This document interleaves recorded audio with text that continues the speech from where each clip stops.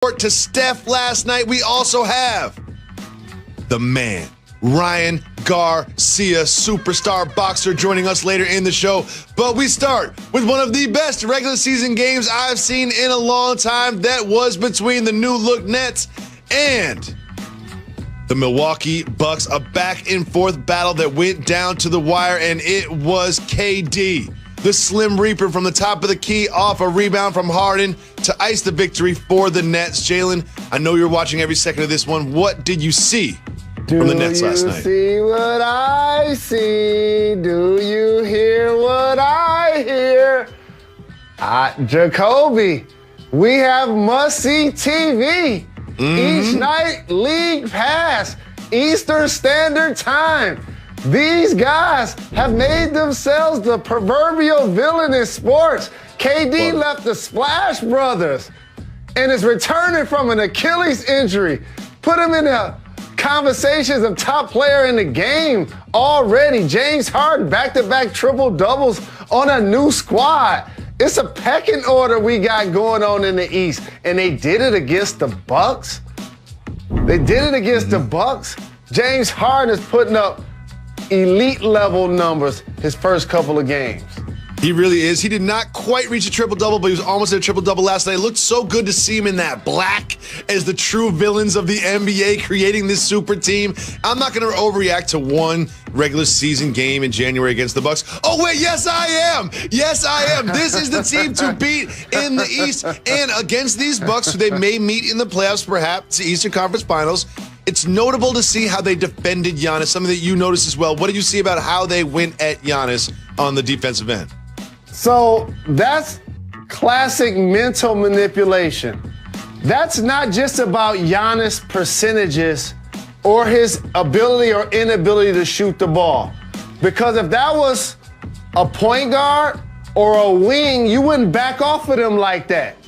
But based on the geometry of the floor, since Giannis plays a lot of four or point center with Lopez in the center, in the corner, now you're basically saying, we want your big man to come down and shoot it from 30 feet each time. And we're going to play those percentages. And so everybody stands back and watches because you know he's going to make all of his dunks. And I remember he made a strong dunk in the first half. I saw the Nets bench in the back like, whatever, dog. You really gonna celebrate like that? I know James Harden was like, yeah, remember I told y'all when I was in Houston that he was just getting dunks? So they're trying to mentally manipulate the back-to-back MVP. So what Giannis needs to do, Jacoby, is continue to play with pace and continue to play with force. If they're gonna give you that space, you occupy it. That's what you do. If you don't want to walk into a three, then you take up that space and you turn that into a downhill play and or into a pull-up jumper. But you know what else you can do? Dribble handoffs. It can be other action, passes, quick screen aways. So now that Middleton can turn the corner. They tried it with Forbes a couple of times. He just missed the shot. So for the Milwaukee Bucks, there's so many things offensively they can do to take advantage of a team like the Nets that's going to try to force Giannis to shoot all three-pointers. But there are also things he can do as a player to continue to attack and take up that space. And then also make DeAndre Jordan work, who had a double-double, was catching lobs, and ended up being a game-changing player along with Joe Harris for the Nets. DeAndre Jordan shoots 1,000% from the field in like 10 of 12 games thus far. But one thing to note about DeAndre Jordan, you know I love Jared Allen. I'm going to miss him on these Nets, is he played over 37 minutes last night. And I don't know if that is a recipe moving forward night after night after night. Now, one thing I do want to pay attention to is just what James Harden brings to this offense. He is like the sun. He has a gravitational pull towards him. Like if they just double him, triple him, they leave KD wide open for a dunk. That's Kevin Durant wide open for a dunk. And then at the end of the game, everyone's focused on Harden. That leaves KD, again, one of the best scorers that's ever held a basketball, wide open 4-3. His assisting is just going to go up. That gravitational pull that he brings this offense is going to make those dunks that you saw from DeAndre Jordan, the open threes from Joe Harris, who hit a big one at the end of the game. And I cannot believe this, but Kevin Durant gets left open from defenses. The elephant in the room is actually not that big. He's actually kind of small, and it is a gentleman by the name of Kyrie Irving. We have some new information as to his whereabouts. In just hours, Kyrie Irving is going to play NBA basketball. That's right. He's expected to join Nets practice today, just right in front of a back-to-back, or a doubleheader, I should say, not a back-to-back, against the Cleveland Cavaliers. Sounds like a good backcourt that potentially they could mix it up against. Jalen, what does Kyrie Irving have to do when he steps in this locker room to reestablish himself in this new-look Nets? Well, there's the score of the game and the game of life, and I do want to acknowledge him purchasing a home for the family of George Floyd, Salute. the gentleman who was killed at the knee of an officer in Minnesota for 8 minutes and 46 seconds. For Kyrie to do that, and the charitable things that he's been done have been very notable. As he returns to this basketball team in that locker room, the pieces on the chessboard have changed, Jacoby, because at first he was the lead domino. KD was coming off an Achilles injury, and somebody needed to sign on the dotted line to hold it down and create an incubator for KD to return and be working on building something special.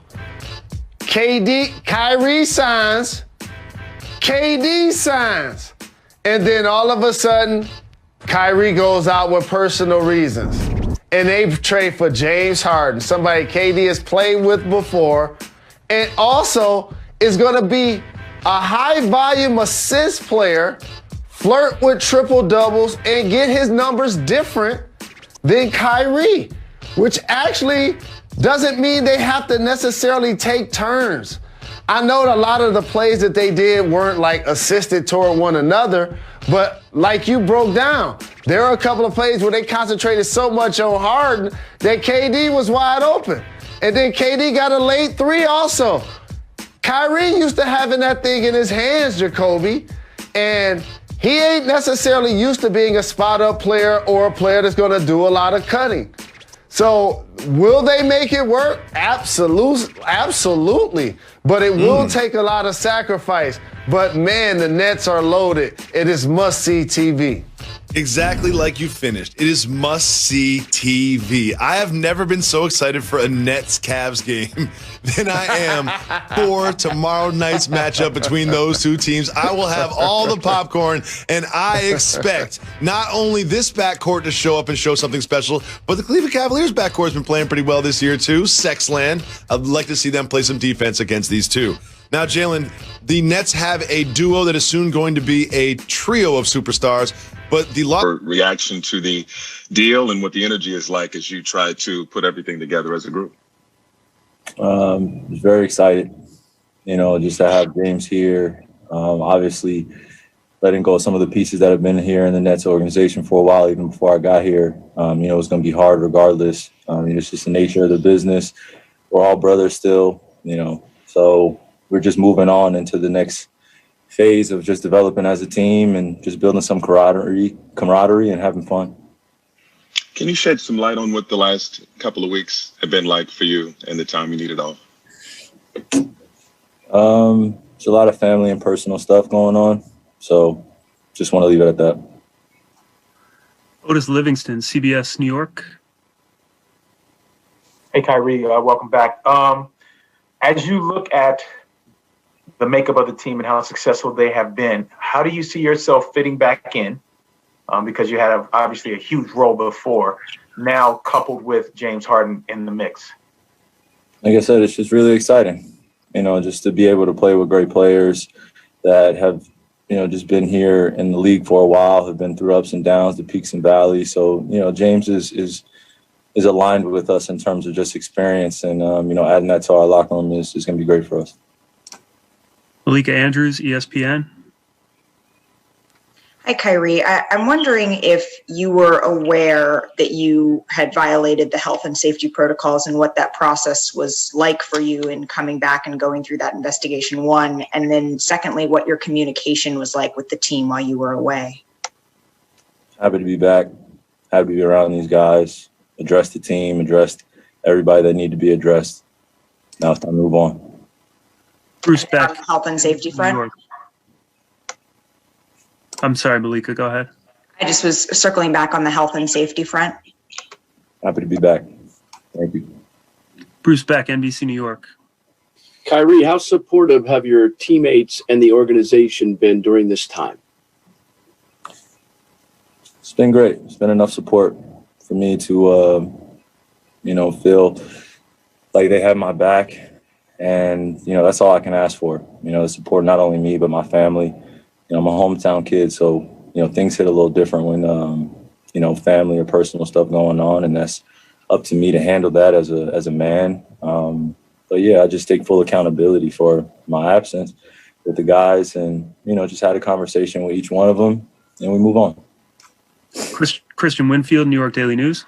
Hey, Kyrie, just wanted to ask, on a mental, maybe spiritual, emotional, even physical front, is everything okay with you? Greg Logan, Newsday. Kyrie, there was a report yesterday that you had purchased a house for George Floyd's family, which would be obviously a magnificent gesture. Can you confirm that and discuss what went into your thinking on that? It was a team effort. Just want to continue to fulfill our purpose in serving a lot of the underserved communities. Those don't necessarily get, the same attention from just others around. So just trying to do my part. Selfless service, that's all. Alex Schiffer, The Athletic. Hey, Kyrie, welcome back. While you were away, were you able to regularly work out? And if so, did you have access to a gym or was it home workouts? Just what was your conditioning like while you were away? No, it's just at home, man. Just working out. Brian Mahoney, Associated Press. Hey, Kyrie, a lot of stuff has obviously happened in the world the last couple of years. Has anything that's gone on made you change your commitment to basketball at all, minimize the importance of it? It's just a separation between what's going on here, when I'm playing professionally and what's going on out in the world. And if you don't create that distinction, then it's easy to feel the weight of the world while you're going out there and playing. So, I would be lying sitting here and saying I don't feel what's going on in the world, and nor am I paying attention to it. I just have a huge responsibility, I feel, to continue to serve my community and the underserved. And, when I'm out here playing, it's continuing to leave knowledge with these guys and commit to something, like I always say, bigger than ourselves. This team environment here, or just in basketball in general, it takes sacrifice and compromise. And we got to come to an agreement and just stay in balance throughout this long journey. So that's all I'm trying to do. Ian Begley, SNY. Hey, Kyrie, I know that, you said that why you were out was a personal matter and you're just leaving it at that. But I'm just curious, like, for the net fan out there who, was living and dying with you guys and wasn't sure why you were not playing and was frustrated by that, would you have any explanation to that fan? Well, the beautiful thing about that is that I started off as a fanatic and I started off as a fan. I've been invested in this organization since I was a kid, and also now that I'm in this role as a player, there is quite a difference. And, the fans out there, want to apologize to them as well. My commitment has always been to bringing something special to Brooklyn. It wasn't just a championship. It was unity, it was equality. It was just bigger things than just the game itself. It took quite a while and quite a few valleys to get back home initially, So for me, I'm just taking every day, just being grateful, but for the casual or the fanatic, it's part of our culture. And, I'm back. I'm happy to be back. And we got some great pieces and we just move on. And I let my actions and my game speak for itself like I planned on doing, just needed a pause. Barbara Barker, Newsday.